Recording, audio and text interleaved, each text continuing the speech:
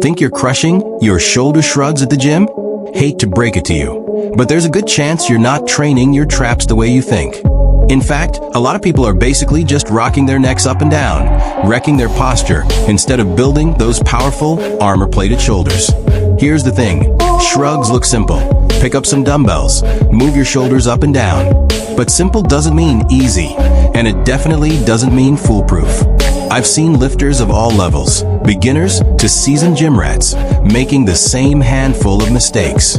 Mistakes that keep their traps flat, their neck tight, and their gains basically non-existent. So before I show you the right way to shrug for size and strength, let's talk about what's holding you back. Because if you're doing even one of these common errors, you're leaving results on the table, and maybe even setting yourself up for injury. Are you ready?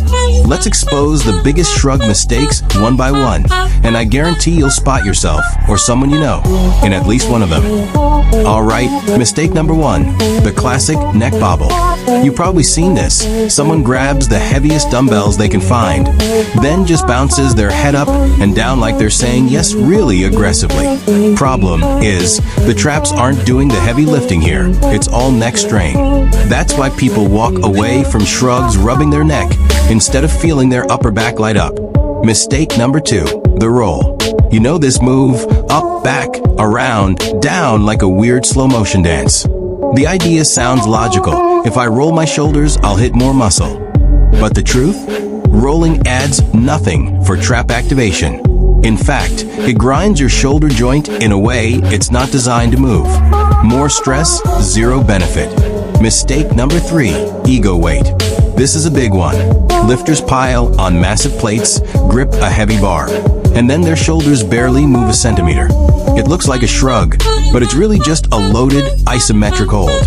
Heavy weight is impressive, sure, but if your traps aren't moving through a full range, you're not building size or strength. You're just holding on for dear life. And mistake number 4, the speed demon.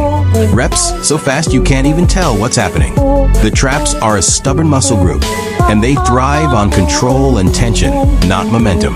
If your reps look like you're trying to flap wings and take off, you're missing the point. Now here's the kicker. Most of these mistakes come from one simple misunderstanding.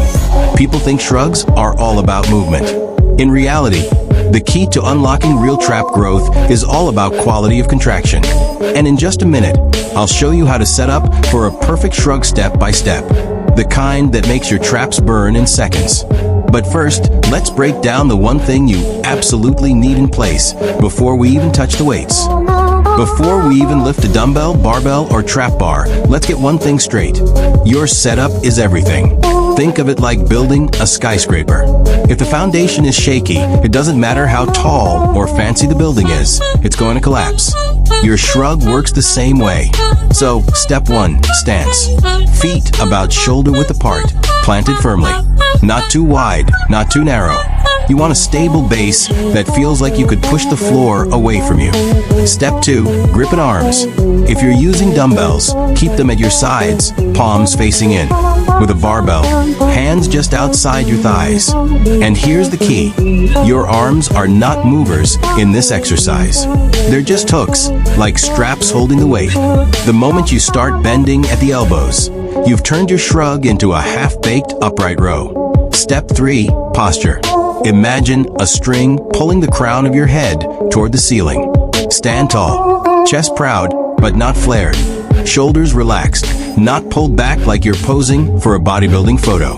That natural tall position sets your traps in the perfect line to actually do their job. And finally, core engagement. This one's huge. Squeeze your abs like you're bracing to take a punch. Why? Because if your torso wobbles or your lower back caves under the weight, your traps can't contract efficiently. It's like trying to fire a cannon from a canoe. You need a solid base.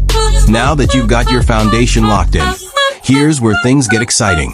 Because next, we're going step by step through the actual shrug. And I'll show you the exact cue that makes the difference between just lifting your shoulders and actually building monster traps. Alright, time to actually shrug. Here's the play-by-play. Step 1, start neutral. Arms hanging straight down, weights by your side. Eyes forward, neck neutral. No looking down at the floor, no cranking your head back. Imagine your neck as an extension of your spine, solid and aligned. Step 2, the lift. Now, instead of thinking shrug my shoulders up, I want you to think drive my shoulders toward my ears. That tiny shift in mindset makes a huge difference. Don't roll them, don't tilt them, just straight up. Imagine you're trying to pinch your traps against your neck. Step 3, the squeeze. Here's the gold nugget most people skip. Once you're at the top, hold it. 1 full second. Not a quick tap, not a bounce, a squeeze.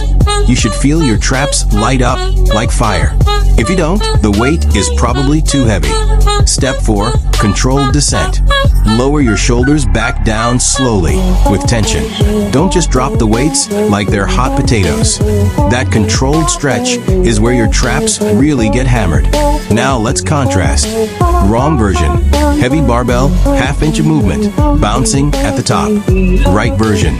Shoulders gliding straight up, pause squeeze, and a slow, deliberate return. See the difference? One is just moving weight.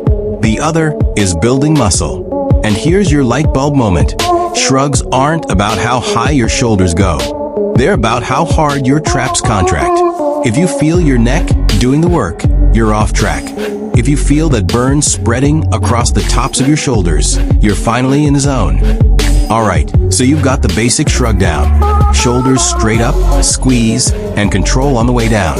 But let's add some polish, because these small details are what separate an okay shrug from a trap building shrug. First, breathing.